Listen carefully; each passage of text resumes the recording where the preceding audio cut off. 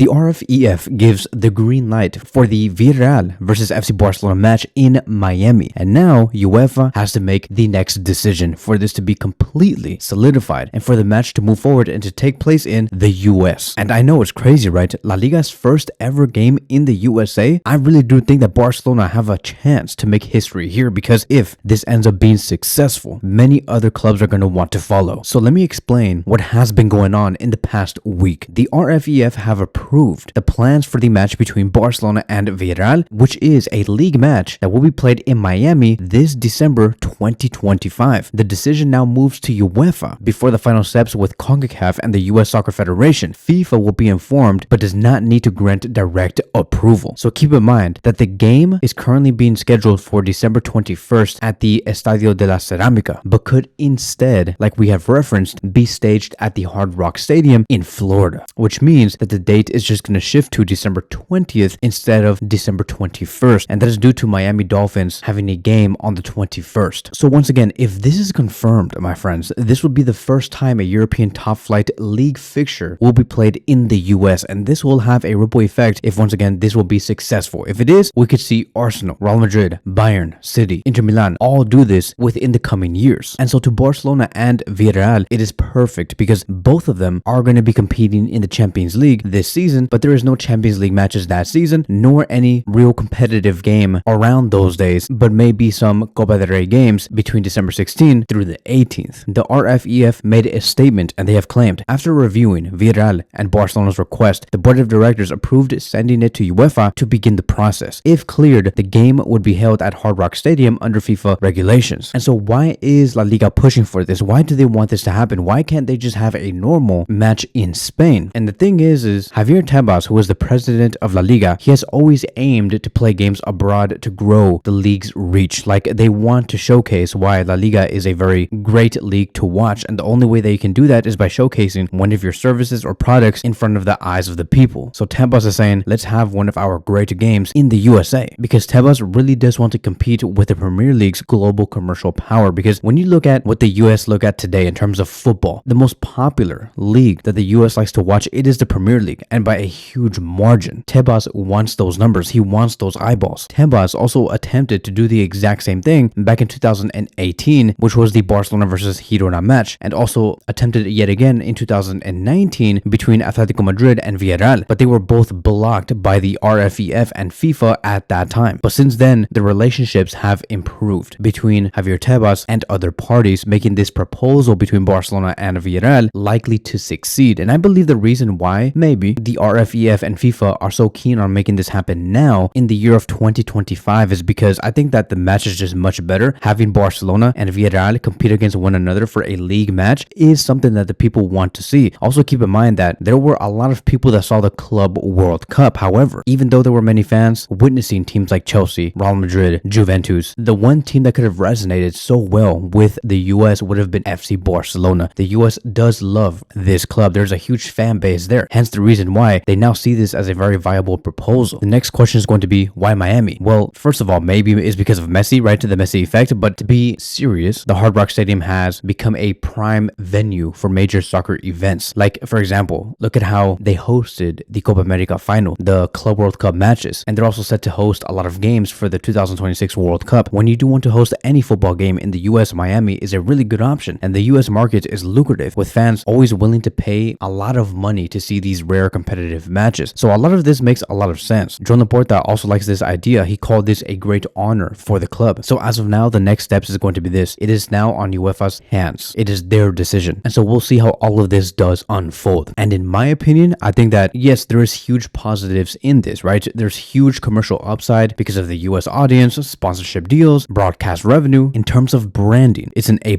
I like this. However, I'm a little worried about the fatigue, right? There's always that travel situation that the players have to go through. Going from Barcelona to Miami, that's like a 10 to 11 hour flight. And then going back, bro, that's like even worse. worse because there is a 6-hour time shift between Miami and Barcelona. Now let's also remember that when it comes to the travel, maybe the players and the coaches are not so like strict on this in terms of making sure that we don't get fatigued, because after the match between Villarreal and FC Barcelona, we do get a 9 to 10 day break because this is going to be considered as the last match before the year does end, because our next match is also going to be on January 4th, 2026. So I do believe that in terms of travel, even though yes, fatigue could take place here, at least we have 9 to 10 days of rest after. So now let's move on towards the next conversation, and I do want to speak about Barcelona facing registration issues, and Barcelona are on the clock. Barcelona have a match this coming Saturday against Mallorca, and Barcelona could be forced to start La Liga without some of their players, and I will be explaining why. So in the coming days, Barcelona do need to register a total of 7 players. We have Joan García, who needs to be registered because he just moved from Espanyol. We have Marcus Rashford, who also needs to be registered because he comes from Manchester United on loan. We also have Roony Bardghji, also coming from FC Copenhagen. We have Szczęsny, a new signing coming from Juventus. Even though he did play with us last season, it was a loan deal, but now we're making it permanent. His new contract needs to be registered. The next one is Gerard Martín, a youth player who has been promoted to the first team, and now his first team contract needs to be registered in La Liga. We also have Héctor Fort, who was on a youth contract before, but now has signed a full first team deal, and that requires registration. And lastly, we have Marc Bernal, another youth player who has now been promoted to the first team, and that is going to require registration yet again. So that is a total of 7 players, my friends. And Barcelona do have a lot of work to do in the coming days because we only have 6 days left. Now, Barcelona have been making some moves. We have gotten Marc-Andre ter Stegen to sign the medical documents, which means that likely he's going to be giving up 80% of his salary for the first 6 to 7 months of the season. We also know that Íñigo Martínez has left, and that is also going to open the wage bill. Joan Laporta remains optimistic. He stated recently, and I quote, "Certain operations are about to be closed out that will give us the margin of financial fair play we need to register our players." He also thanked